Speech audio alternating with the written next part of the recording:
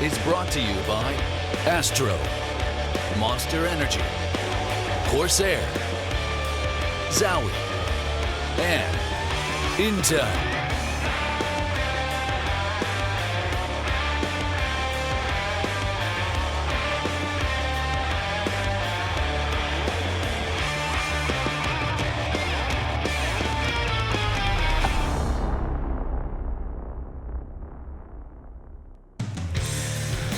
Welcome back to Valencia, Spain. 3 days ago, we were joined here by 8 teams, but only 2 remain.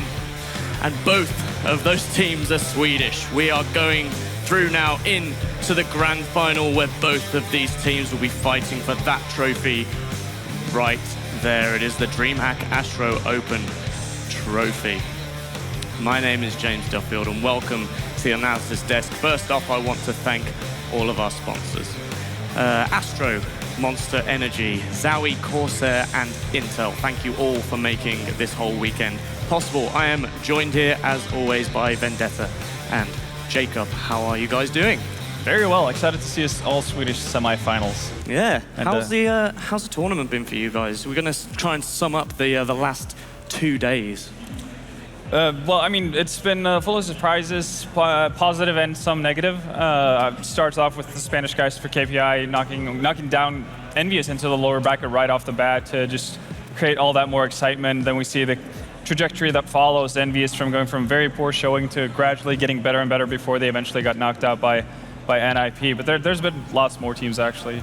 Yeah, how about that KPI game? That first game we saw, actually, it's a good place to start, really, at the very start of the tournament. KPI playing Envious really surprised us, right, Jacob? Yeah, like we walked into the tournament, barely knew who KPI were. Like, Spanish team qualified. Like, some of the names we knew from the past, from both of us played the Counter-Strike Source, but it's not a team that makes any noise at all in the international scene as of right now. So it was very surprising to see that they could play up against Envious and eventually beat them.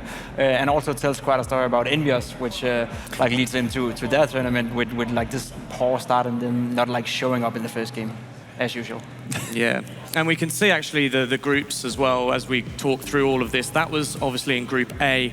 We can see that 16-14 KPI win, which was very unexpected.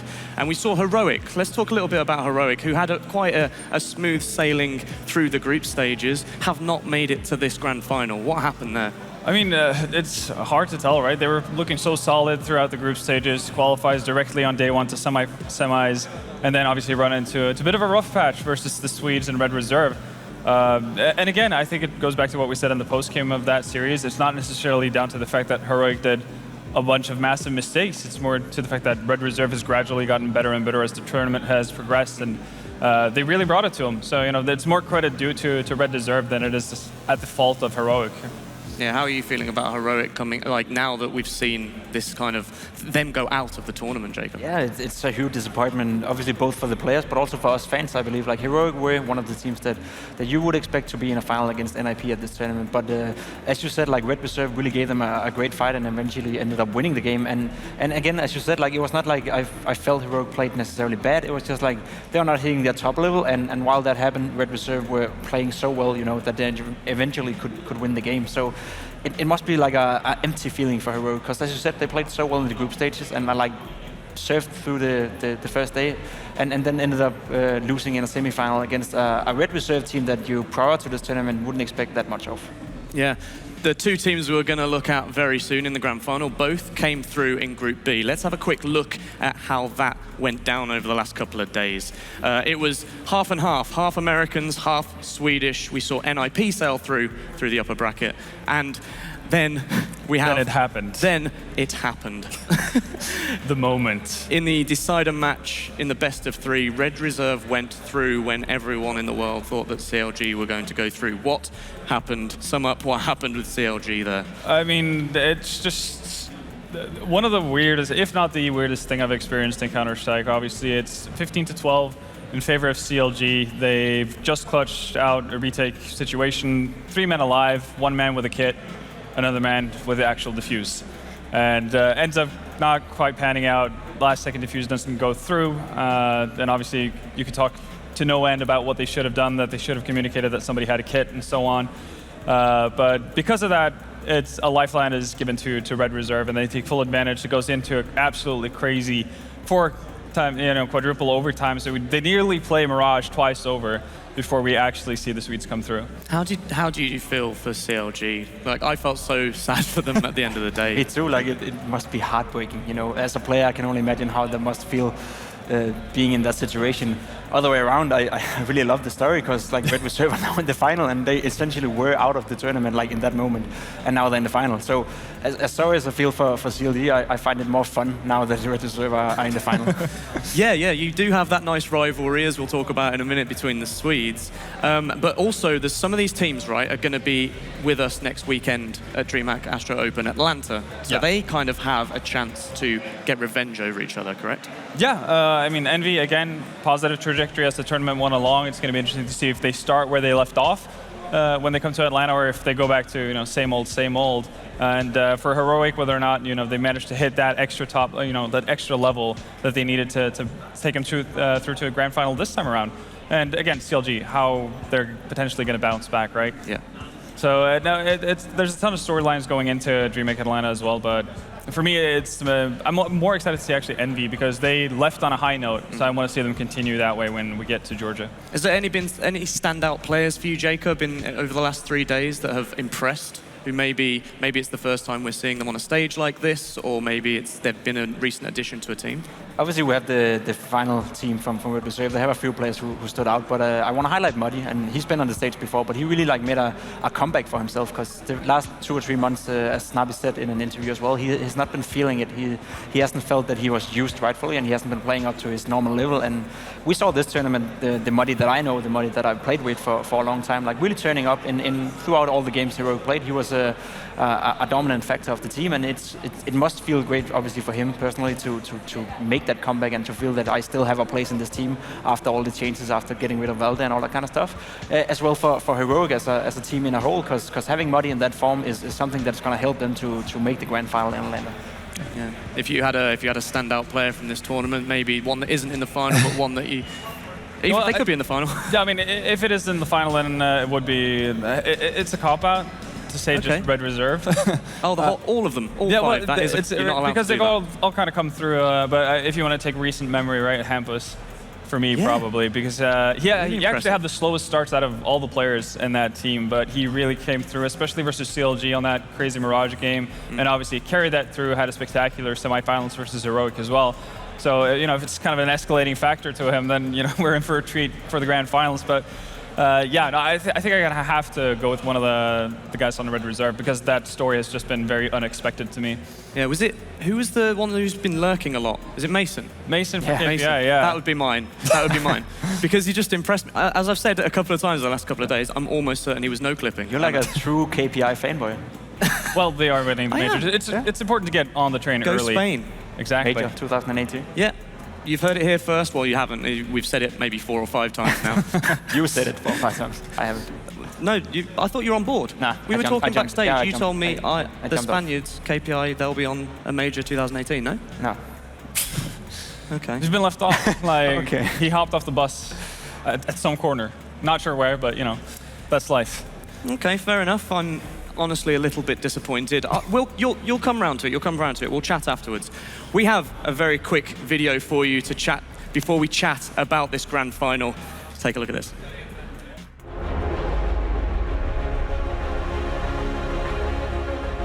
I wouldn't say this is really a big challenge for us. I would say it's a good tournament for me and Res, to play more and get more maps under our belts. He knows there's a CT. Oh, gets him through the wall. Draken, absolutely perfect. What is that? Coming out of the young Swede, takes both of them through the wall. On the paper, they should win, of course, but everything can happen, and I think we showed what we're capable of doing here, and I think they should be afraid. Rolling, Relaxa gonna get caught out, but no, the no-scope connects, and then the flick to follow suit. 25 seconds on the clock, Madi with an opening, but there's the tag. Relaxa holds them in. Anything less than winning, to be honest, is gonna be a disappointment. It's gonna be fun to kick some Swedish ass and my old teammates. I will do everything I can possibly do to lift that trophy. I will kill people to win the final. That's how you win games.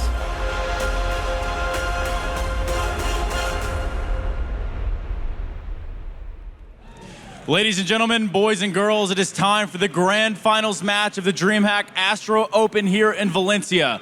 We started with 8 teams, and now we only have 2 teams remaining. At this time, please welcome to the stage Red Reserve and Ninjas in Pyjamas.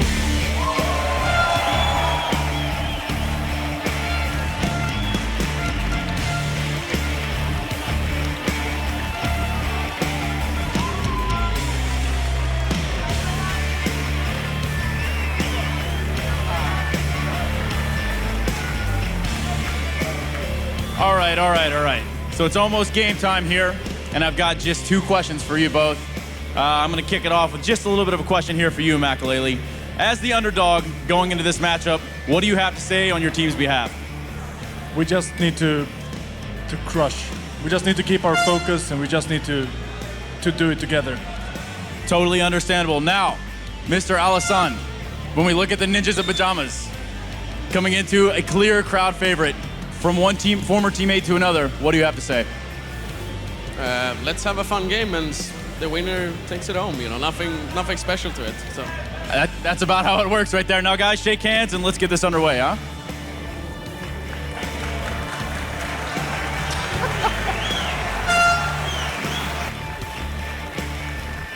Top 10 awkward moments. Top 10, easily. Wow. Nothing special for NIP. But Makalele's changed his tune. Before the last match, they were like, we're happy to get out of groups. We're cool with where we are. And now he will do anything to pick up that trophy. He wants to crush. He wants to crush. He wants to pick up that trophy. He means business. I can tell serious handshakes being exchanged as well. And that was like a presidential handshake. There we go. Pretty accurate, yeah. No, it should make for a fun match. Again, we alluded to the fact that domestic matchups are usually pretty fun. Whether it's because of just entertainment value or quality, that obviously varies from time to time, but it should make for a pretty interesting finals nonetheless. And I think the benefit that the Red Reserve have of going into this with absolutely no pressure is going to allow for them to play at a really high level like we saw in the semifinals. Yeah, let's have a quick talk about how NIP got to this point now. And as we spoke about earlier, we saw the groups. They sailed through the group stages. How do you think they'll be feeling based off their previous results this weekend? I think they'll be feeling very confident, and it honestly has been looking very confident. They only had 1 stump throughout the tournament. That was the one map against Envious, but we talked about how great Envious actually played today, so I wouldn't say that necessarily is a problem for NIP, and I don't think they dwell by that. I think they're very happy about the tournament so far. As stated in the beginning, they want to check out their map pool, they want to keep improving with the 2 new guys, and I feel like despite of however this final goes, NIP have already completed what they came here for. So obviously they want the win, that's for sure, but still they learn a lot about themselves. So easy group stage for them, and again, a hard match against Envious, but it seems like they're confident. I also talked to Christopher out backstage, and he seems like very calm and collected. Yeah, as you saw that on the stage as well, right? They're kind of going into it a little bit nonchalant, a little bit like, it's just another game for us. This is nothing special. Yeah. Do you think that's for real, or do you think it's just an act? No, obviously they don't want to lose this. I mean, we saw what happened with Heroic. They were always expecting to be in the finals. Anything else would be a disappointment for them. That's what Snappy said leading into the game. And I think regardless of what Gerard might have said in the interview, it would be a disappointment for them to not win this when they've gotten to this point. Especially, I think, when they go up against Red Reserve as well, because no slight towards Red Reserve because they've obviously earned their spot here in the finals, but I think NIP, if they look at this tournament going in, they would probably expect to either play Heroic or Envious when they get to the end of the line. So for them, this has to be kind of feeling like a little bit of a gift-wrapped finals in many ways, but it's not played on paper, and that's really what it comes down to. Yeah, I was going to say, we might just see them come into it underestimating them. Yeah, right? No, a little bit, and I guess the one thing that could save them in that sense is the fact that, first off, they know they're going up against other Swedes. That's never easy. And the fact that they're going up against a former teammate, so they're not going to take lightly on it and potentially let him have his day in the sun. Well, exactly, Jacob. That's the powerful thing, right? This redemption that he wants. He spoke about it earlier as a grudge match. Yeah, like I know the That's feeling. a powerful thing. I know the feeling. I used to play with the old Dignitas lineup, now North, Yeah. when I switched to SK, and every time we met them, even in like pointless online matches, or even in practice, like you always gave it 10 extra percent. So I know how Michael Lille is feeling, and obviously he want to get that revenge, and he want to show them that I'm here to stay, and you shouldn't have done what you did to me back then. But again, like as you said, like there's so much that has to go in the right direction for Red Reserve to even put on a decent fight in this game. I'd say like NIP are without a doubt the huge favorite going into this match.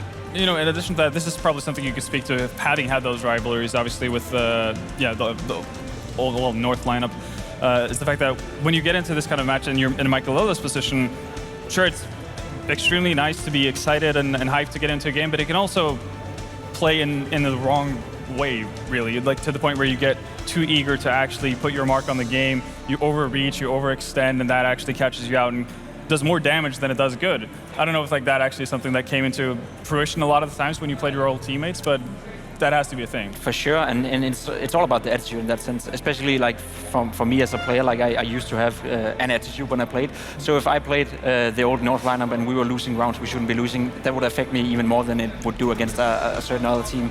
And especially in this case, for I feel like Michael Lille has some sort of the same He's an emotional guy. for that. He's an emotional guy, and he is supposed to be the leader and the father figure of this team, so he can't let that get to him. Like that's as simple as it is. Because if he gets over eager, if he gets overexcited, and they start losing rounds they shouldn't lose, and he starts getting an attitude, you know, that will affect the whole team. So I'm sure that's something he's on top of, but it's a great point to raise, and definitely can be affected. So it's not just a tale of Swedes here, it's also a tale of youngsters. We've just as he's on camera, Red's just taken his shirt off. He's going to put it back on really slyly. Yeah, it's getting there. It's getting on. I want to talk a little bit about those guys we just saw on the end there, because it's kind of, as I say, a tale of youngsters. On one side we have 4 youngsters in Makalele, but actually these new additions to Ninjas have reinvigorated them. We've seen it in this tournament, we've seen it in previous tournaments. How important is it for them to be on this stage? Well, obviously, just the experience in itself is going to be really nice, and I think Draken kind of alluded to it in his interview as well, the fact that we just need to get more maps under our belt, and doing that in an offline, situation or scenario is obviously where you want to do it, not necessarily just grind out games online. So I think it's important for them to also showcase that they can do it, when it gets to finals as well, even though it might not be the opponent they expected. Yeah, and talking of that opponent, here they are on the other side of the stage. This is Red Reserve.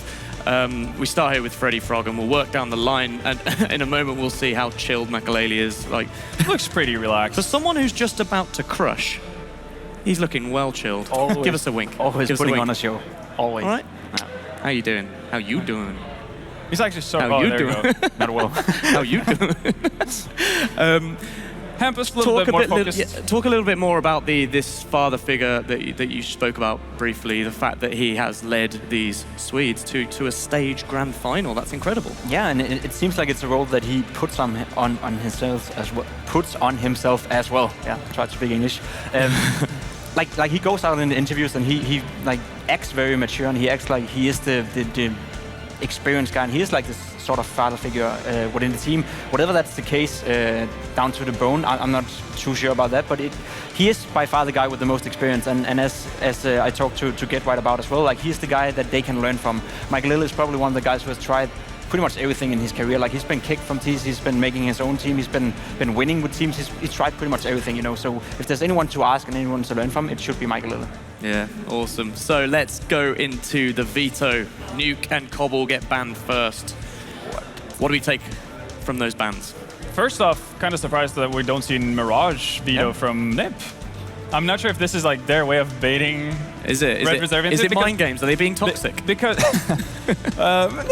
no, but is it mind games? It could potentially be, because again, NIP keep talking about how we've practiced a lot. We haven't necessarily showcased everything we know, and I think that might be the case of it, because there's no real sense for them to veto Cobble when they've just seen what Red Reserve have been able to do on Mirage. Even when they get off to rough starts, Red Reserve have been able to battle back.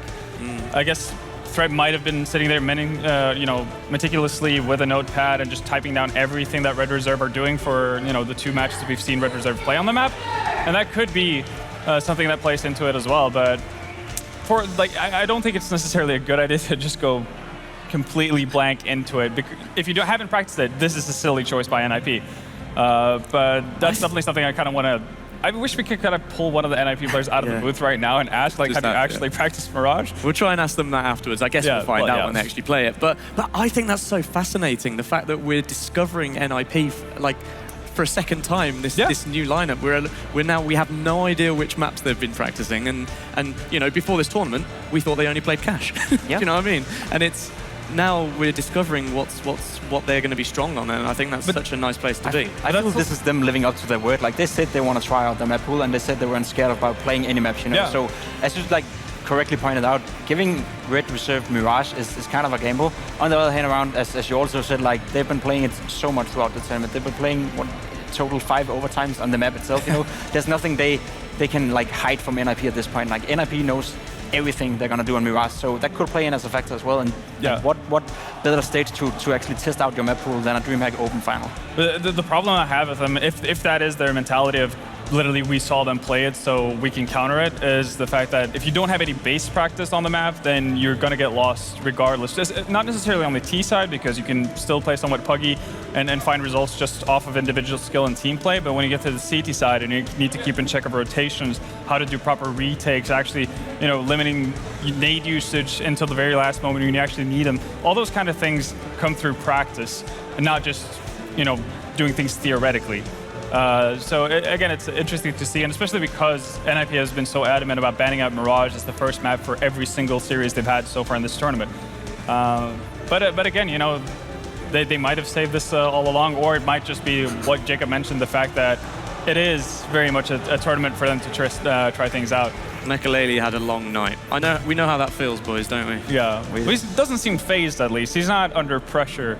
He doesn't seem nervous at all or stressed out, so I guess that's a good thing. Having a laid-back, you know, attitude towards going into the finals versus a very, very clear favorite. So, in terms of predictions, then, because it's really like predictions this weekend have been difficult. Do you think? It's been a weird one. It hasn't all gone the way we expected it, or that you guys expected it. I think Red Reserve has messed us up in a big way in that sense. Yeah, and then KPI definitely went my way. So. Yeah. Let's talk about predictions, map by map. Mirage.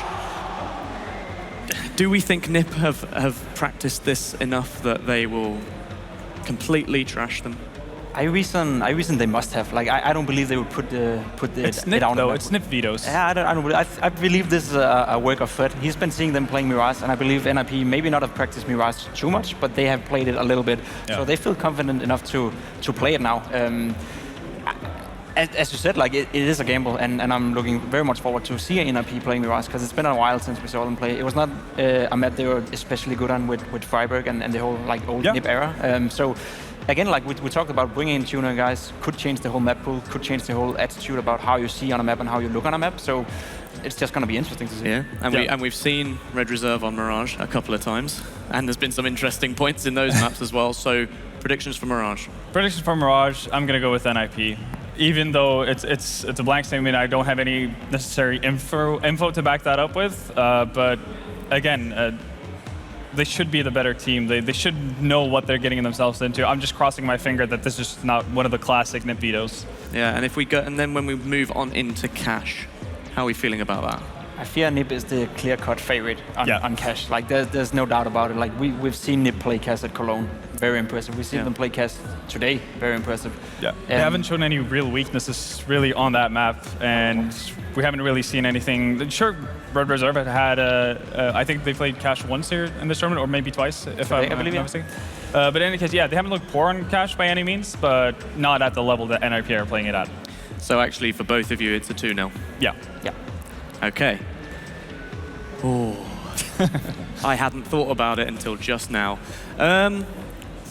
Go with your heart. I'm going to go for Red Reserve. Just because?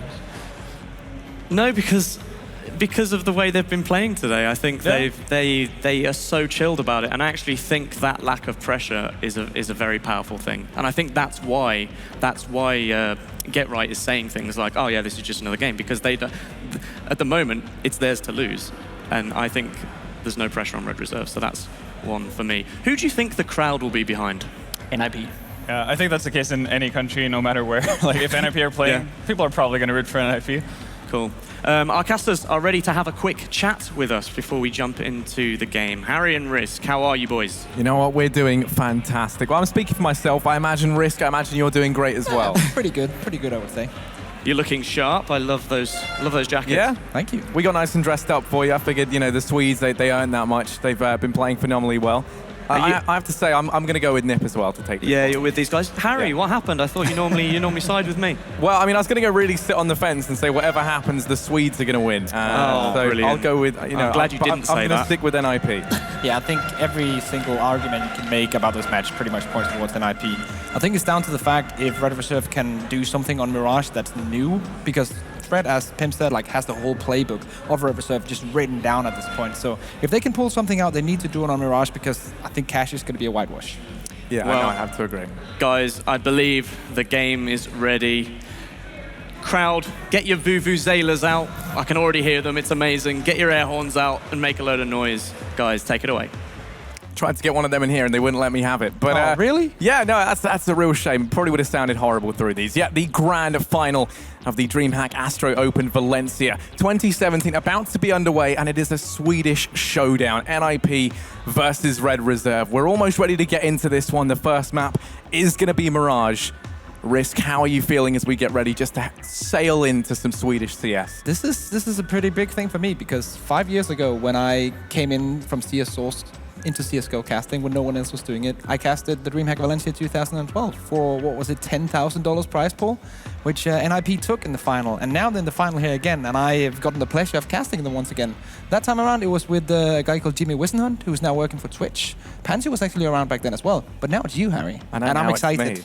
And in the same way that I'm new talent, there's new talent up on the stage. So yeah, let's take a look as well. We've already spoken about it a little bit, but the journeys that these guys had getting here. And I think, you know, most notably, we know about NIP, we know about these guys, but Red Reserve, they're the kind of new faces on the scene. It's 4 youngsters along with Makalele, the father figure. Not really the most, you know, not the most friendly of father figures, but, you know, still a fantastic guy, fantastic player. And he's the one bringing in the experience. It's a fun team, because they had a lot of trouble online before this tournament. If I'm not mistaken, they have participated in every single qualifier they have like had their chance to, and they have not qualified for anything apart from this event. Yeah, that's what I was. That's actually what I was going to say. These guys couldn't qualify for Atlanta. They couldn't qualify for Austin. They didn't qualify for Tour either. But here they are, sat in the finals in Valencia, about to face off against NIP. It's the old gods of Swedish CS versus the new boys, the up-and-comers. And we're about to head into map number 1. It's Mirage, and the pistol round already started off. We've got Red Reserve. They're going to be on the CT side. NIP already making their way out towards mid. Here we go, Draken coming in, taken up by Hampus as we start things off. And it's going to be an advantage for Red Reserve. Red Reserve right now have a 90% win rate with the current lineup on this map. NIP are looking to destroy that, to crush that. Already though, Draken, he has been crushed. NIP, they've got 4 players over here towards ramp. Lining up some smokes, but Hampus, he's going to be the thorn in their side. He's already gone aggressive. Rez, the man sitting in lower tunnels, going to find it difficult as the smoke does come in. There's players staring down over in middle. Relax is going to be covering the push on into Sandwich, finds the first. He's going to be darting back and forth within the site. Players pushing up for NIP. Going to get isolated, and Forrest will be able to trade this out. Now Hampus pounces in from behind. They lose Rez over in middle, leaving this on Exist, and Forrest down goes Exist. It's all on Forrest, 1v3. He's got himself the bomb. He's within the site, but Hampus, being in Palace, darting back and forth. Smoke is down to cover him up, and Connector takes the peek on out. And Red Reserve playing this one perfectly, taking their time. Whittling that timer away. Forrest just being shipped away slowly. Pete comes out from Hampus. His health just getting taken down more and more. He's going to go ahead and take the duel. Now the player forced out from Palace. They're going to push up through Connector. Forrest chipping away. How's no one killed each other yet? He's going to go down within the site as Hampus finally finishes him off, and that is Red Reserve to pick themselves up the pistol round. What Red Reserve did really well in that round was that they used the They really use the direction and like the distance advantage you have with the USPS. We see it here, Hampus taking that challenge. He knows if he can be in the position where he can take that medium range battle and not let the Glock come close to him, he can win that any day of the week. And the same did all the other players when they held down that A bomb site. They used the distance between them and the terrorists to use that USPS to their advantage. Right now, 5 UMP 45s against a full set of pistols as NIP will try their luck. We do know that pistols are strong in this game. I know Vendetta especially likes it a lot. Kappa. NIP trying to grab control of mid. The smoke's gone down for Connector and Hampus. He's going to go ahead and take the aggression. Already damage has been done to Relax, so that's forced him back out of window room, and this is going to leave Hampus a bit more of a tricky position. Damage done with that nade. He's going to go ahead and leave Connector. Does have Makulele up on short to try and help him out. Rez has been boosted into window, and already, because Relax is so low, he can't take the duel. Hampus going to step up instead and will be quick to deal with the boosted player. It's Draken coming in through a ramp who could make all the difference. Rusty within the site, going to peek on out, does find some damage. Now they know that Draken's here.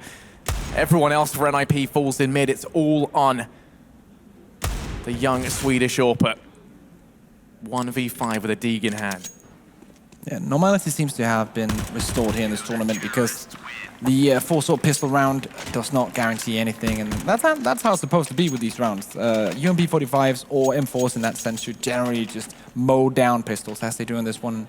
Red Reserve really utilizing the advantage they have in weaponry to get themselves that round locked in. So now 2-0, NIP forced on a full eco, and the next one will be the buy from them. It's going to be pretty much the Glock train, 1P to 15. That's all the investment from MIP. Yeah, in the next round, really, we get to see if what, the guys on the desk predicted does hold true, and that is whether or not Threat, the coach of NIP, has been just religiously watching these games on Mirage, and if they feel comfortable enough to take the duels. Over here in mid, it is just a slaughter. With only pistols, no armor up behind it, they are just going to go ahead and get completely annihilated by the UMPs. It's money made for Red Reserve. $1,500 farmed up there for Hampus. They're going to go ahead and convert all the rounds necessary, 3-0, and now NIP get their buy on the board. Let's see if they're going to go for the full bonus round, because they did technically have 5 UMP 45s. They're going to go for 1 M4.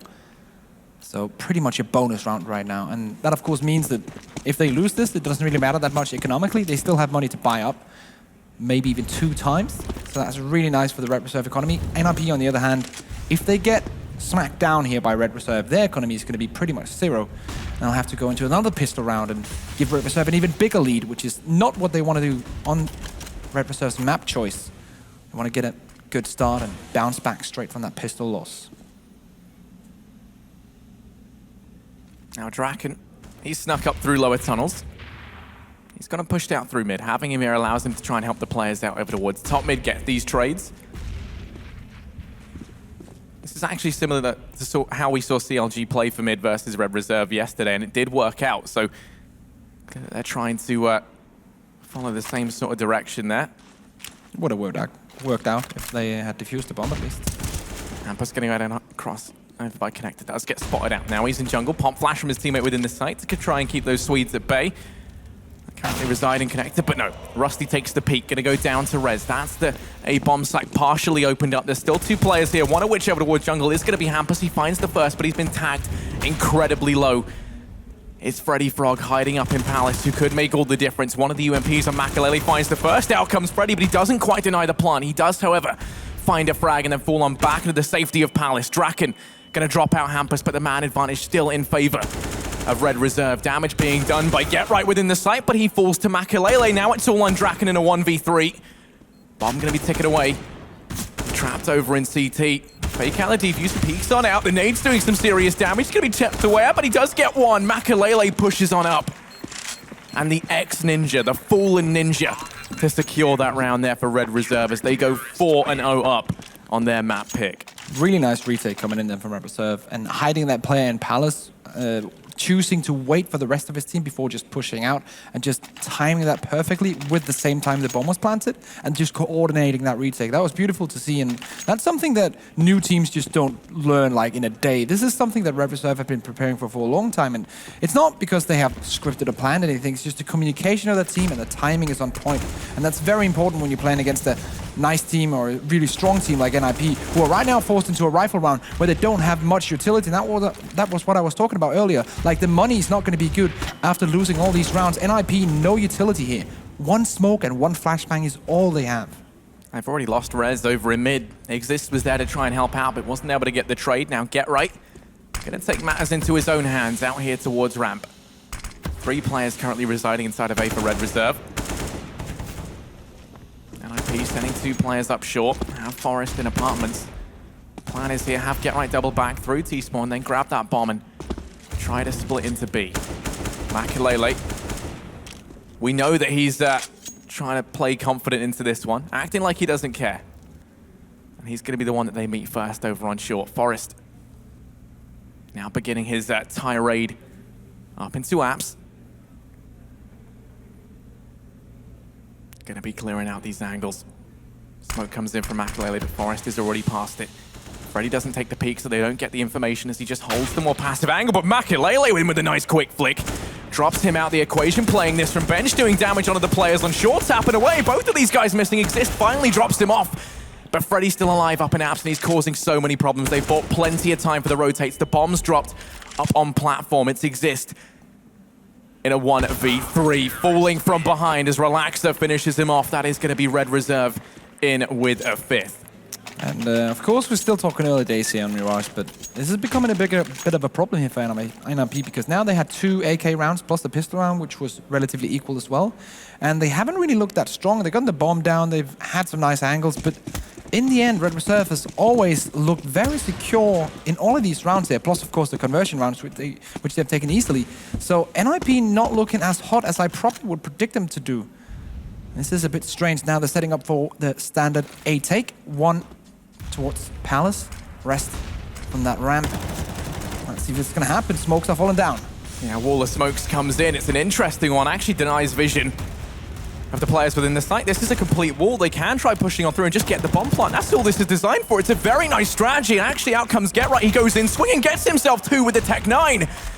And he's already done a boatload of damage, worked his way into the back line here.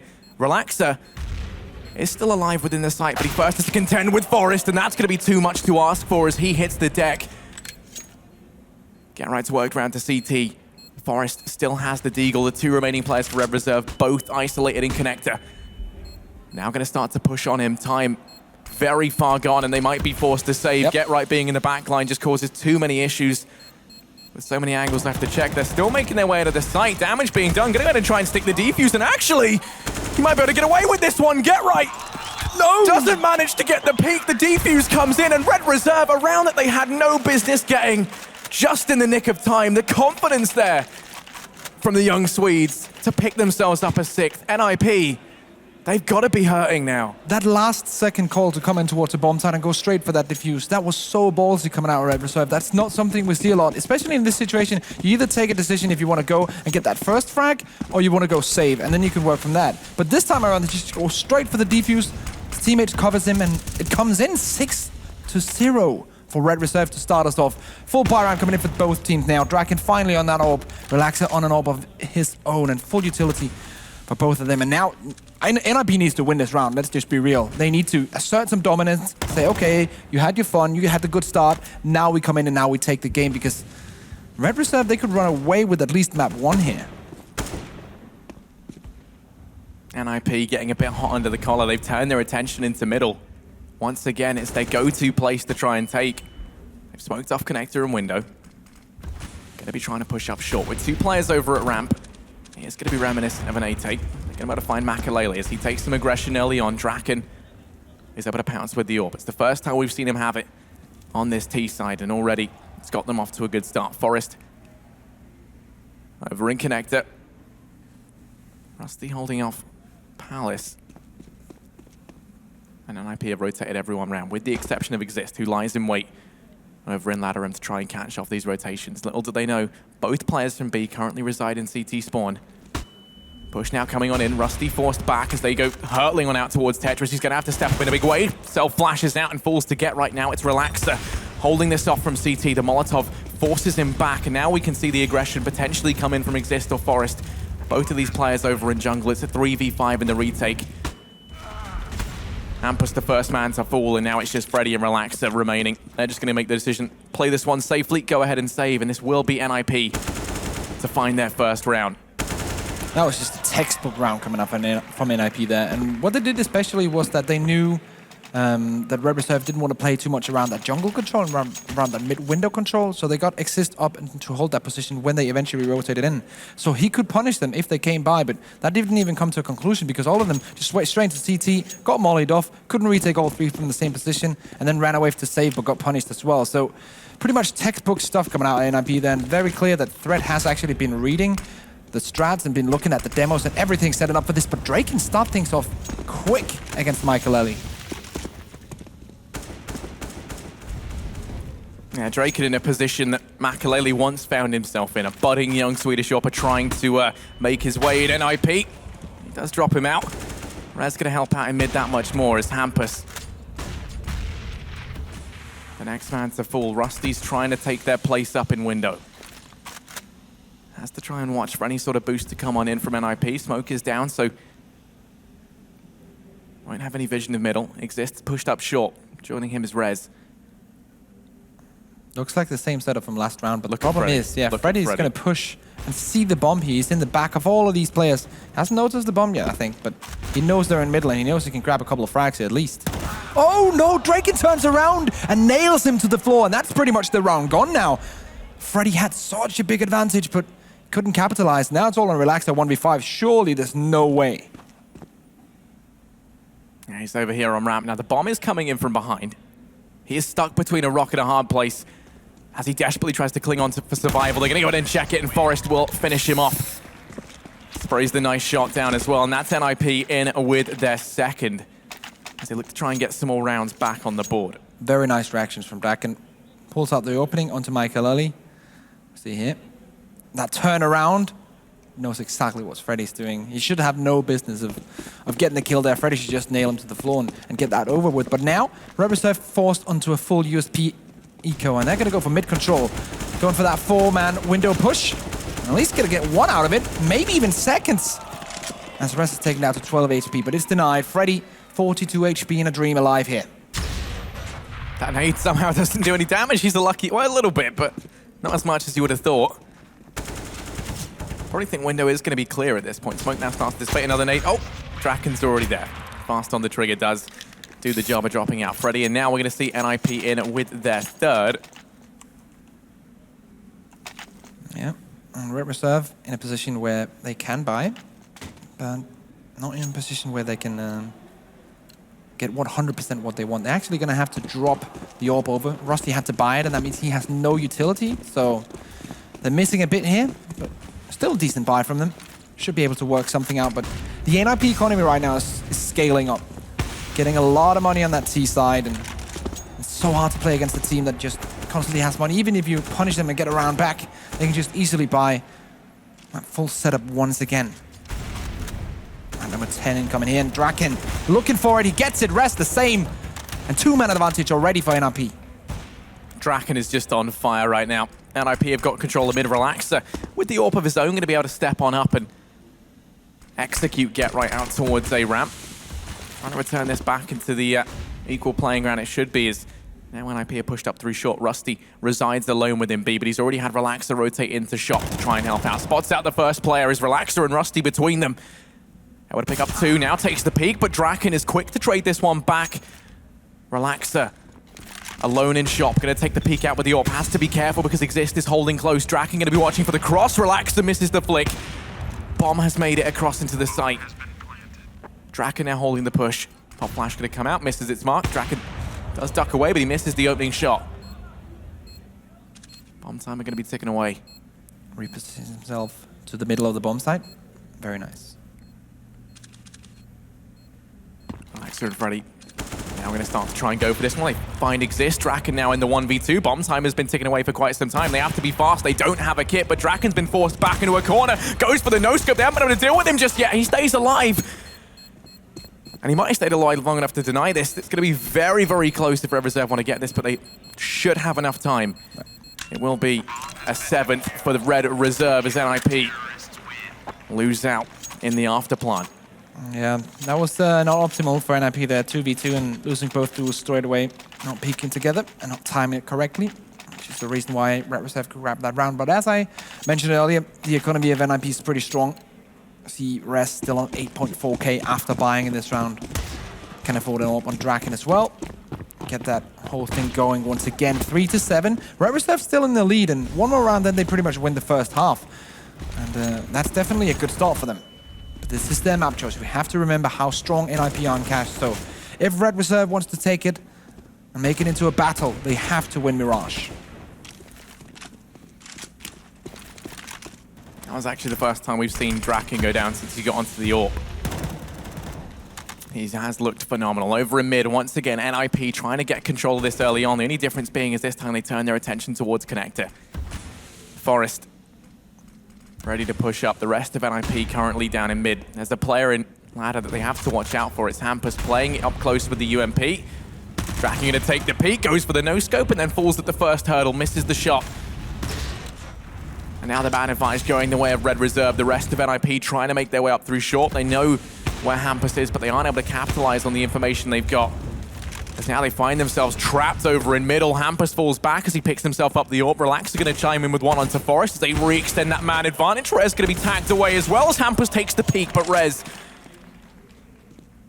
does manage to guillotine him there. Right now, B seems like the best option, but NIP is reading this very well. They know that how the rotates work on Red Reserve, so it's staying put for right now and slowly probing in. Using the time, still have 20 seconds to go, but they have to make a decision now of where they want to go, and they decide on that B bomb side, immediately gets shut down. And now there's simply no time. Yeah, Red Reserve, they've rotated everyone into B. There's, 3 players out of the 4. It's all on Exist into a 1v4, but he makes it a 1v3. Gonna go ahead and hop into the site. There's very little time, and Makalele will be quick to put him to bed. Red Reserve in with an 8th. They're looking to try and run away with this first map. It's one that has become a little bit, not just, a good map for Red Reserve, but it's notoriously a map that NIP have opted to neglect. Oh, yeah, for sure. They definitely usually ban this one out and nuke. And that's why when we also, the video come in and we saw Red Reserve banning out nuke, everyone was thinking, okay, they're probably going to ban out Mirage now, and then we're going to have an easy NIP victory. But this didn't happen now. We're on Mirage. But one thing that I would like to note as well, against Heroic, the T side of Red Reserve was not very good here in Mirage. So that's something that I'm kind of looking towards NIP maybe to exploit coming into the second half, because of course Red Reserve now on 8 can maybe gather more rounds as well. But I wasn't really impressed in that last game. I mean, one of the things for NIP, right, this is a team that you have to bear in mind, these guys are legends within their own right, but they're coming into this having not won an event since IEM Oakland back in 2016. Yeah. So it's all right saying that this is just another game to these guys. But I mean, really, they have looked better since the roster changed. There's no denying that. But this is one that I feel like they have to win. If they don't, then not only is that kind of embarrassing, but it's a bit of a disaster really on NIP's front. And already, Red Reserve being 5 rounds up. Granted, this is their map pick. It's a map that NIP don't like. And they're on the stronger side right now. But yeah, I mean, there's for still, them at least. All the pressure is on NIP really. Well, let's see here. They do need to grab. In my opinion, if NIP can get 5 to 6 rounds on this half, it's actually going to be okay. But let's see if they can grab them, because right now they're only on 3. So if Red Reserve can shut this down, get a 12 to 3 half, it's going to be perfect for them. Yeah, now same thing again from NIP as they turn their attention out towards middle. You've got Get Right lurking over at ramp on A, waiting to see if any aggression comes out from Red Reserve, and Draken going to open this round up. Yeah, it's a pretty good standard default they're putting out right now. 1 player towards B apartments, 1 player towards A apartments to shut down any aggression coming out from the CTs, and then just focusing on that mid control, using the time, using the smokes, and then slowly but surely taking mid control. And that is the name of the game on Mirage as it is on Cash. So those 2 maps are quite similar when it comes to mid control. NIP slowly moving forward, Exist in that position once again. Hampus has heard him though. He's definitely aware of something. Yeah, this is that same A site take we saw NIP do rounds ago. Exist, he's made his way into ladder room. He's the one responsible for shutting off the rotations, but Hampus, as you said, is aware of his positioning. The rest of NIP currently reside over here at ramp. They're ready to push in, lining up the smokes and flashes necessary to facilitate this play. as they rein in. Relaxer, quick on the trigger. Draken's already gone down, and that's going to be the 4-on-4 initiated as they try to push on in. Makalele holding up close. He's the one to try and shut this down. He actually completely misses out the player that's crossed to this site, and in the blink of an eye, Relaxer and Makalele both fall in. Now Exist comes pouncing on out from the woodwork as it all falls onto Freddy. 1v4 all the way over here at the B-bomb site. He is locked out of this round, and that will be a 4th cemented for NIP. Freddy in a position now where there's literally no chance of him winning, and with the money being low as it is in the team, it's a good decision to not go for anything. Not even denying weapons here would do him any good. The whole focus of him right now should be to save that weapon, really.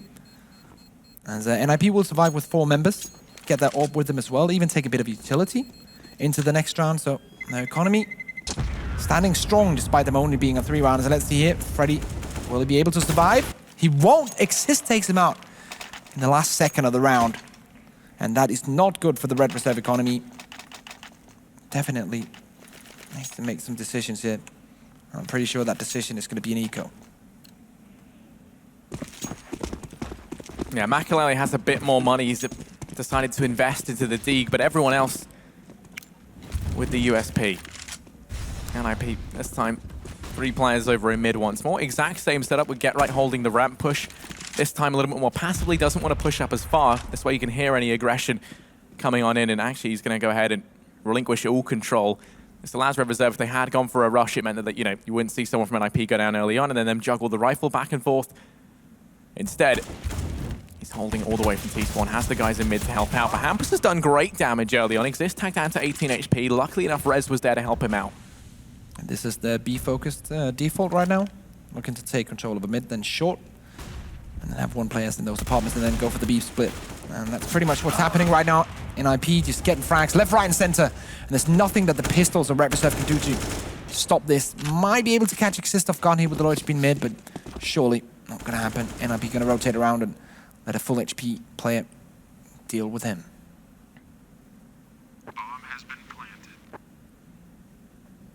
So now we're in a position, Harry, where NIP going to be on 5 rounds, 5 to 8. Of course, still Red Reserve winning the half, but if it becomes 7 to 8, and we know, like, Red Reserve, they're good on Mirage, but their T side is not that impressive. NIP could still, despite a bad start, be able to take this 2-0. Relaxer and the boys need to step it up. 8 is not enough.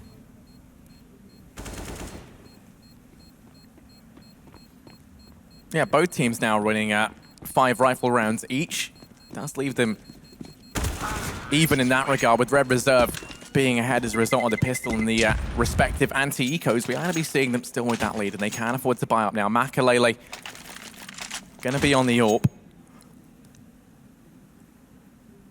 Draken, his counter-AWPing partner on the other side, going to have that in his hands as well. Plenty of utility here for NIP. Red Reserve looking a little bit limited. You can see Rusty has foregone the extra firepower in favor of picking up that UMP. Get Right, starting things off over at ramp. Spots the players crossing to connector. Calls that there might be a peek coming on in. That's why Draken, you can see, he's holding back, playing this more passively.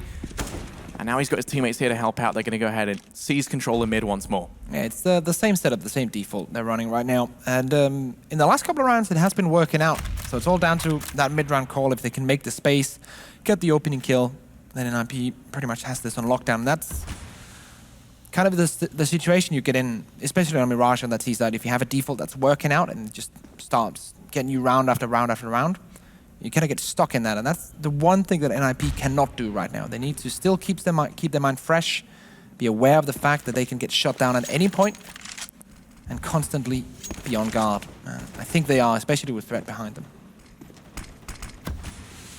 So NIP just strolling down mid. Hampus has been smoked off, but there's a player pushed just ahead of that smoke in the form of Relaxer. Makalele going to miss the shot. Now this is where Relaxer peeks out to try and help.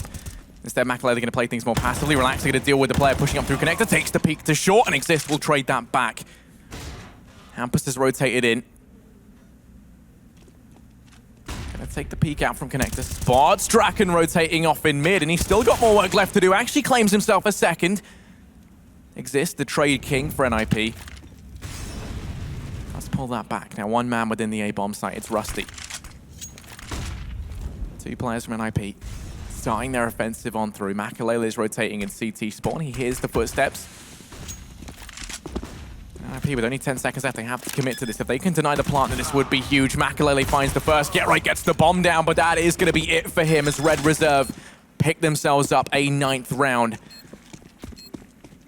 Yeah, that was all on the back of what Hampus did in middle, really. Like, Makalele was about to rotate towards B, and they were about to do B split from apartments and short, but he peeks out at the correct time.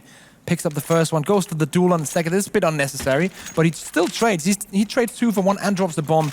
Makes NIP forget about the whole mid-round call and the whole mid-round plan and force him going onto the A bomb site where they're ready. Pretty much. Red Reserve grabbing themselves 9 now as we head into the last round of the first half. Double up set up on that CT side. Makalele and Relaxer, both with 1 full buy for both teams. This is what it comes down to. Is it going to be 10-5 or 9-6?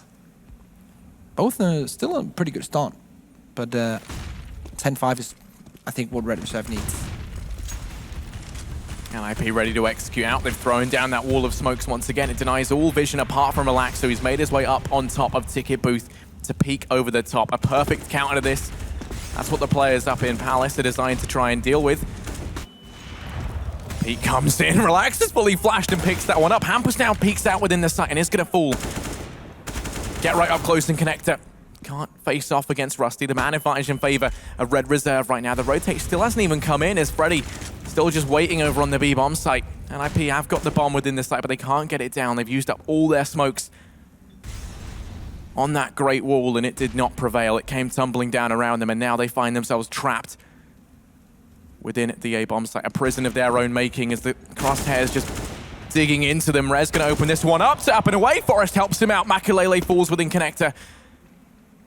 Relaxer leaves CT. That brief lull in the action allows NIP to get the bomb down. And now we're gonna see Freddy and Relaxer. 2 versus 3. Bomb ticking away. Both players making their way towards CT spawn, ready to try and go in. Coming in from the same angle. Footsteps gonna be heard. Relaxer takes that first peek. Close within the site. Gonna be Forrest who finishes them both off. They line up for him. Freddy and Relaxer hit the deck, and with that, NIP cement a 6th round on the board. The first half does see Red Reserve with a 3-round advantage. But NIP, they're closing that gap. And Forrest is having a sick game so far. He's done 13 frags and finishes with the 3K, as you say, and he has played well in this tournament. It's not just been Rez, as we saw at ESL 1 Cologne, really stepping up. It's been Draken, it's been Forrest, and it has been Rez a bit as well. But it's so great to see one of the greats of Counter-Strike, Forrest, has come all the way from 1.6, a legend in that game, straight into CSGO, the legendary 87-0 run with NIP in the beginning, and he's still here, and he's still firing on all cylinders, able to get a top fragging position for his team. 9-6 is the first half score, and now it all comes down to the fact if Red Reserve has bettered their T side from when we saw them play against Heroic, because back then it was very slow, it was very repetitive, and it wasn't impressive. And it's funny that you bring up the 87-0 period for NIP, because that was, you know, when they actually won DreamHack Valencia back in 2012, it was during that. That was the start of that period. In the final versus Very games. And they've already beat a set of Frenchmen to get here, so now it's, they have to fight themselves. It's a Swede-on-Swede duel. Second half underway, and Red Reserve just going to go fast into the B-bomb site. Stacking on up, Rez going to peek into it, fully flashed, the pop flash comes through. Forrest doesn't get anything done from short as he's tapping away, caught out in the open, but they just completely bypass him. Exist is rotated in, Rez still alive within the site. He's bought so much time for the rotates to come through. But now Rez and Exist overextending just a little bit, go down. Draken trying to pull this back into the realms of possibility, but he falls. Draken and Forrest all that remains. Coming in from short, Forrest, the initial thorn in their side, still a major problem. They have to try and rid themselves of him to protect this bomb, but Forrest just tapping away, comes on in. 3 clean headshots to pick that up for NIP as they secure the pistol round on the CT side. That is the 7th round, and with it, they should be able to find their equalizers. Very important that Forrest comes in from that flank, and there we see the characteristic man himself with the eyebrows and the headshots. But yeah, really nice rotate coming in from the flank. The terrorists are not aware of his flank at all. Gets the first one for free, clicks the second one, and goes for the third as well. But something that I didn't really like about that NIP setup was, or not really the setup, they were very were not good enough at kind of like converting their positions when the terrorists came in at first point, because they missed a lot of bullets that they probably should have hit, and maybe even got 1 or 2 kills before that retake comes in. And that could be dangerous the next coming around. This time around, works out. Draken clicks away in middle, no worries. Gets the double. And now the push comes onto A. Should be easy peasy, but Relaxer comes in with 1, 2 from him actually. The P250 proves a bit too strong, but surely no more. 8 to 9. Quick to mop him up. 1 away from equalizing this out at a 9-9 scoreline, but the buy going to come in before there for Red Reserve. Rifles across the board. Curious to see if we're going to... Okay, Rusty picking up the AK as well. It does mean that Relaxer is the only man with a full belt of utility. Let's see how this one's going to work out. 1 UMP-45 on that CT side. Definitely have invested into equipment and weaponry. They can once again go in for that long-range kill. As we do see Red Reserve with pretty much the same default setup. 3 guys towards middle, 1 guy towards B apartments. That guy has now rotated in towards underpass, and 1, and it's Rusty here in the picture, holding for aggressions from that CTs toward A. Bomb is still being dropped, and this is pretty much how you set up normally for playing Mirage on that T side. And then you kind of make a mid-round call after maybe the first peak of the game and the first kill of the game, and then you decide where you want to go. And that's where Red Reserve are right now in the thought process. They have to make a decision. Right now it's looking like a split B. That's the call. Draken missing that by a millisecond. Red Reserve have been allowed to make their way up short. Players up in apartments as well. Only Rez within B as NIP have taken the gamble to stack on the A-bombs. That Rez has to step up in a big way. He gets himself 1, but then falls to Hampus as the trade pulls through. Forrest, the first man on the scene, going to be the first man to fall as well within the B-bomb site as he goes down. Man advantage for Red Reserve. The plant comes in and just straight into the site. Draken was a little bit overzealous, falls back, waits for the rest of his team to rotate on in. 3v4, Makalele's tag low. Get right the one to try and kickstart this, but instead he get kicked in the head. It's going to be Draken and Exist. 2v4. There's no reason to go into this. Yep. 2v4 post-plant with terrorists. Just no way you're going to win that. It's a little bit curious that NIP go for a gamble as they do here, because they only played 1 guy towards that B bomb side. The thought process behind that is that you play him so aggressively that you get the information, you can have the rotating before the terrorists come in, but it just didn't work out in the end. Forrest was the one who tried to equalize, and he missed the shot, and eventually bomb site control was given over. So this time around, probably going to change their CT setup a little bit to be able to counter that late round aggression coming in from Red Reserve. 10-8 though. 2-round lead for the new gods of Sweden. The young gods of Red Reserve. I think Challenges is a more apt name. Haven't quite established themselves at that level yet, but Draken, he's also someone out to try and prove himself. He's pushing up towards top mid. Hampus going to be flashing himself on through. As these 2 players just have a duel, they dance back and forth, and Hampus going to be the one to come off worst in the engagement. Already tagged low, get right, able to take 1 on the push out towards A, but oh, Rusty, it happens to all of us, but not at the best of times. Does end up going down and by his own hand. Man advantage right now for NIP. The bomb plant going to come on through for Red Reserve as they find themselves 2v3 in the afterplant. Rez, the one to keep the pressure on, disallow these guys to get into the most desirable afterplants. As you can see, 1 man still trapped with it. In the site, falls. That was Relaxer, leaving this now on Freddy. They're going to check the angle. Draken takes the peek. He finds the first. Still got 2 more left to find as Rez and Forrest, the players moving in to try and deal with him, and they will. Double peek into that, get the trade. Defuse comes in for NIP, and that will be a 9th. Solid defense coming out of NIP there. 2 guys retaking through that A ramp eventually works out for them, because both terrorists were focused towards that connector. But what an entry from Freddy. And then Rusty decides to, well, that actually looks pretty strange. Look at that. He sees the fire, says, I don't want to go down there, then dies. Can't explain that. I can't explain that. Someone will have to do some demo reviewing and tell me what went wrong.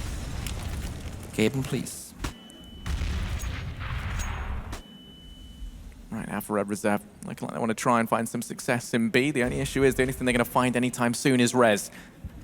Posted up on Van. Push comes in. Pop Flash doesn't hit him at all, so they're just going to be walking into the crosshair. Goes for the spray, does a boatload of damage, and that's going to allow Forest to step up. Everyone painted up, tagged down so incredibly low, but Hampus in with the side swipe. Dispatching of Forest already existing with the aggression, trying to deny this bomb plant, which they will. Makalele sits within the site on 6 HP, and he'll be finished off courtesy of Get Right on short. The equalizer found as we go 10-10. And the money's not looking good on that red reserve side. That means they will be forced into a pistol round here. Deagle's probably the most expensive coming up for them right now, and will be in the hands of Hampus. NIP on the other side, sitting pretty, apart from Forest, who is missing a couple of grenades, but as we look at the scoreboard, he doesn't really need them. Just grabs frags, left, right, and center. Draken missing the opening shot, going for the second one, but only doing damage to Rusty. And not really hitting his shots right now in mid, but luckily it doesn't really make that much of a difference as they only crossed one man towards that mid, taking a tiny bit of map control. So it's not the worst situation in the world, but now he gets tacked down. Hampus takes him out, wins the duel with the Deagle. That was a hard one. But that has to plainly be down to Draken missing all of those shots in the beginning. That should not have happened. An advantage for Red Reserve. They've still got the high-powered hand cannon out in mid on the back of Hampus. Exist is quick to swipe on through connector, and not showing any mercy as him, Get Right and Forest between them completely annihilate the players in mid. Now Exist turning his attention out towards A. Get Right lines these guys up, and like a sentry turret just firing down range. Rusty will be allowed to get the bomb plant, but that's all that should be afforded to him here. With just a Glock in his pocket, he will go down. Defuse comes on in. Get Right, the one to secure NIP that 11th round. 11-10 NIP, slowly but surely after slow start, edging themselves back into this one. And this is what experience gives you. That ability to just grind back rounds, even though your opponent has beaten you multiple times during the map. NIP still grinding it back. Now, I have a chance of getting an even bigger lead. Draken with a jump onto mid. Takes one down to 17 HP. That's Michael now forced out with the Molotov. Finishes him with the pistol, and that's what you need from your AWPer. Getting that first kill, getting that 5v4, and now playing into more defensive positioning. Actually, Draken is still here in middle. Hampus taking down Res. And now it's a 4v4. Bomb is still in the control of the terrorist side. Everything is equaled out. Yeah, Red Reserve want to try and steer clear of middle if they can avoid it. Exist is over in window, going to be smoked off as Rusty tries to push in through lower tunnels. Draken's posted up brilliantly to deal with him. They won't have to worry about this split play in through connector if Rusty falls. However, with how he's playing it right now, it looks like they might just try and use him to catch off these rotations as they come in. The rest of Red Reserve waiting over by Ramp and Palace. Only one man within the site, that's Get Right. Even then, he's playing it from jungle. Very, very passive hold. Push now coming on in as the first man comes soaring up through connector. It is Rusty. Get Right's going to be holding the angle. The rotate's coming in from NIP. Rusty finds the first one to exist. Still has more work to do. He's not shy of labor, though. Takes the peek on out. Get Right will finish him. Gets that trade. Now we're back into an essential 3v3 as Draken locks it down from CT. Lines them up. Gets a second. He's on 3 in total. Freddy Frog in a 1 versus 3. Bomb dropped in the middle of the site, and Freddy knows time is of the essence. Has to decide how best to play this. He's going to try and take the duel with the players in CT, but there should be no way he's allowed to get away with this one. Finds the first on the Draken. He's aware that Get Right could take this peek. He knows where he is. He's going to try and play off the information. Runs around the corner, finds the frag, but there's no time left. Forest sitting in CT secures the round for NIP, and that is going to be them to take that lead. 12-10. 2 rounds their advantage. Did some economical damage there. Not enough though. Timeout coming in for Red Reserve, behind with 2 rounds, and there's a good point to take that timeout. They need to work on that T side. They need to figure out how to counter, especially Draken on that AWP. Missed a couple of bullets in the beginning of the round before, but this time around he hits everything. He's playing really well right now, and that's the important thing. If you have an AWPer in middle on Mirage, not only in middle, but he can rotate around the map and play every single angle. It's so hard to go against that as a terrorist side because you always have to smoke out positions and make sure that AWPer cannot stay there and be a nuisance. Draken is on 21 frags so far. Haven't found a counter for him on that CT side yet, Red Reserve, and they need that. They need that desperately. Yeah, I mean, the biggest issue it's kind of presenting right now is that mid is almost just made this kill box, right? It's kind of a no-go zone for Red Reserve. It's something that like, is very important on a map like Mirage. And as well as that, Draken's been quite dynamic on it with, with his AWPing, especially, we saw it on the T side, he was constantly moving around, would never try and use him to find a pick in the same place twice. They've done it again on their CT side. We saw him switching up his position, played window in the round before last, this time over towards short in that last round, and now just a question of where is he going to be. And the fact that Red Reserve find themselves guessing so much makes it very, very tricky for them to contend with. Yeah, because if you can use your utility, if you always know the exact position of the AWP, if he's window every single time, you can just smoke out window and play around that. Or if you know he peeks from connector, you can smoke that out. But if you run out of utility and use, or at least use all the utility to counter that one AWP and you don't have utility to do the take, that's going to be incredibly hard, and that's what's happening right now. They need to find out how to counter this, and let's see what the plan is. This is not the round, I think, where they're going to deploy all the big guns, as most of them have saved money to buy into the next one, but they're going to try their best nonetheless. They have one hero AK, and that's on Freddy. Hampus taken down to 15 on a Deagle. Let's get right, taking down that hero AK, and now it's going to be hard. It's all pistols on that T side right now. Rez takes the peek up into Apps, finds both. That's bomb dropped, and already him and Forrest can just sit comfortably within the site. Molotov to hold back Relaxer. Down goes Hampus, and now it is all on Relaxer in a 1v5. Deeg in hand, bomb dropped in apartments, everything stacked against him. And then on top of all that, a pack of Swedes hunting him down. He is going to fall, and that is NIP in with a 13th now. And, as I was kind of just saying, Draken is being the textbook example of what I could mean when I say a dynamic AWP with changing up his positioning on mid. 3 rounds, 3 separate positions to peak from, never once using one the same. Yeah, and it's so hard to play against that, especially if you don't have someone who can step up to that same level. And that's where I'm looking at maybe a Relaxer or a Michael Ellie on that T side to kind of go out and challenge. But it hasn't happened yet, and they're not able to challenge Draken. And if you just leave an AWP to free roam all over the map and play that dynamic role, play those different positions, Mirage just becomes such a hard map to win. Even though if you have like a great CT side on the back of it, if you come to that C side and you can't really handle that all power in mid, it becomes a hard game. Right now, no money, 4 AWP on the T side, all 5 AKs, full utility though. But look at that, we already have Rez pushed up all towards B. They know this is an 8 take. 4 CT players ready. Yeah, I mean, well, with Rez, back. Yeah, Rez being so far pushed up gives it all away, and they're going to get caught completely off guard. Rez playing this perfectly, sneaking on by, finds the first. That's bomb dropped. Does that manage to isolate it? Macalay's been tagged low. Rusty burns in the fire and flames, gets caught there trying to push out in towards Tetris. Bomb picked up, but it's a 2v4. Makalele is going to be relegated into the fiery depths in which he belongs, and now it's all Relaxer in a 1v4. Bomb firmly under control of NIP. He's going to look to try and take some aggression. Now, there isn't any one man here, just exists, pushed up towards ramp. No one in a great spot to try and trade, especially seeing as the guy on stairs isn't peeking, but Relaxer unaware. NIP with a 14th. 4 rounds ahead now. Rez pretty much winning that round single-handedly. First of all, he gets all the information. There's no one B.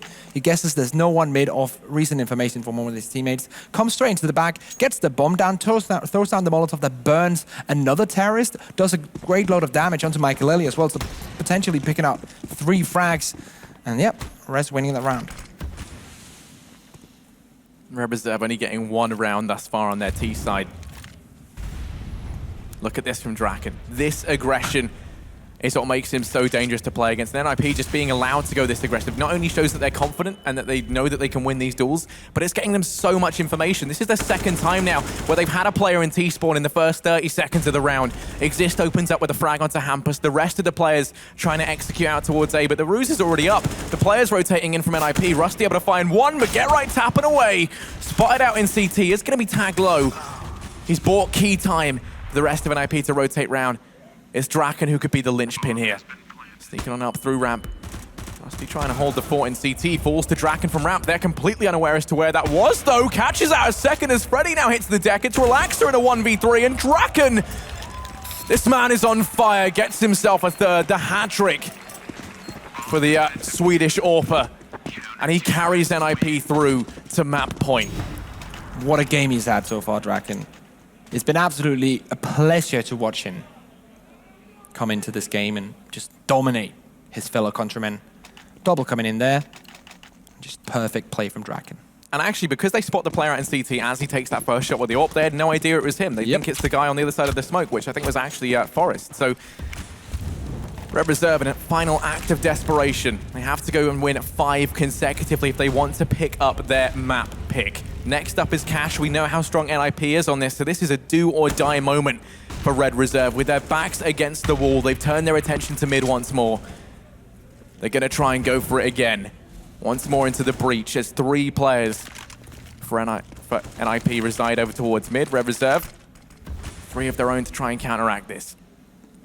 That's an interesting position being taken by NIP, focusing a lot on that connector and the jungle towards mid window. No one is really holding close towards A ramp on Palace, but that's fine. There's no one there from Red Reserve, so it seems like NIP have a pretty good read on how the default setups are looking.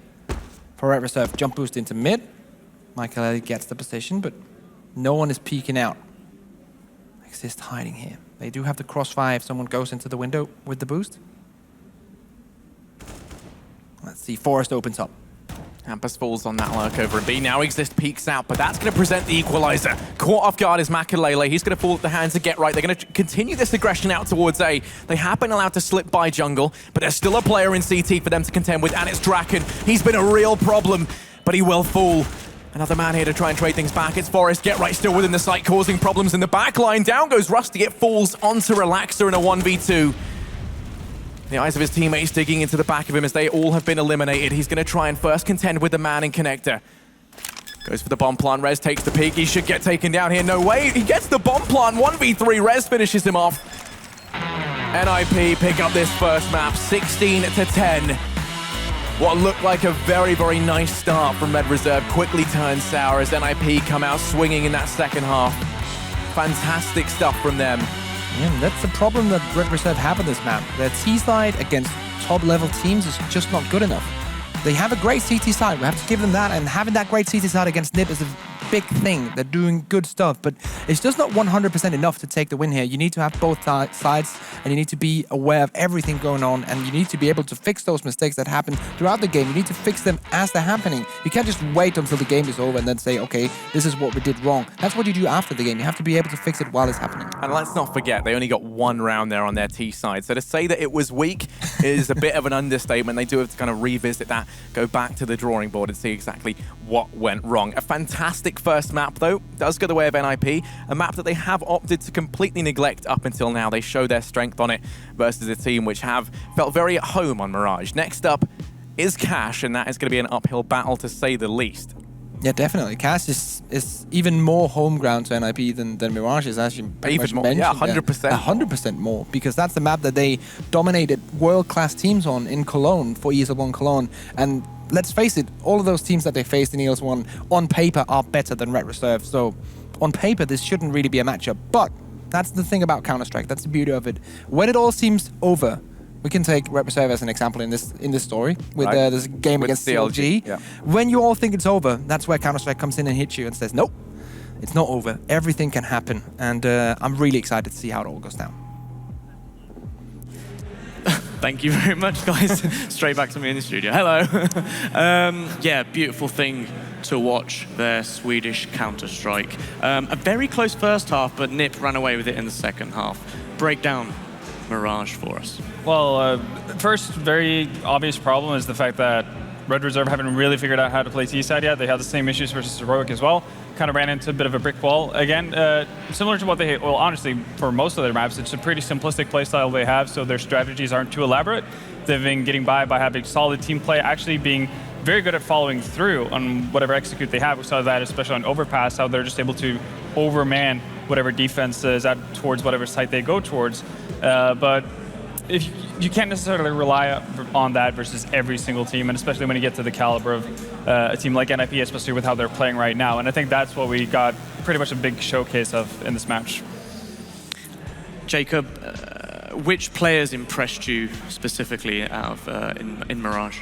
Draken was playing very, very well. Like he was pretty much dominating the whole game with the AWP, especially even on the T side. Like he was the reason NIP got going. Like it looked very promising for Red Reserve in the beginning. I think they were up 6-0, 5-0, something like that. Something like that. And then Draken like took over a few rounds, got them on the board, and like played in some hope in NIP, I guess, because it looked kind of worrying, especially considering that the NIP haven't played Mirage in an official game with this lineup at all. So he took them, gave them the first round, and he just kept doing that the whole game, and especially on the CT side as well. Like he kept dominating, and he was like we saw Rest do it in the first game against Red Reserve in the very first game of the tournament between the teams, and now the other young gun Draken did it. So it must be a nice feeling for both those guys. We speculated before this map how much NIP had been practicing this. As you say, it is the first time that we've seen them play in an official setting. Do you feel like this is evidence that they have been looking at this map, Mirage, very closely? Yeah, no, they've definitely been practicing Mirage. You could definitely tell that they had a clear idea of how they wanted to play, even though they didn't necessarily have the greatest of success on the T side. A lot of it was, again, as Jacob mentioned, down to the fact that Draken was able to find openings a lot.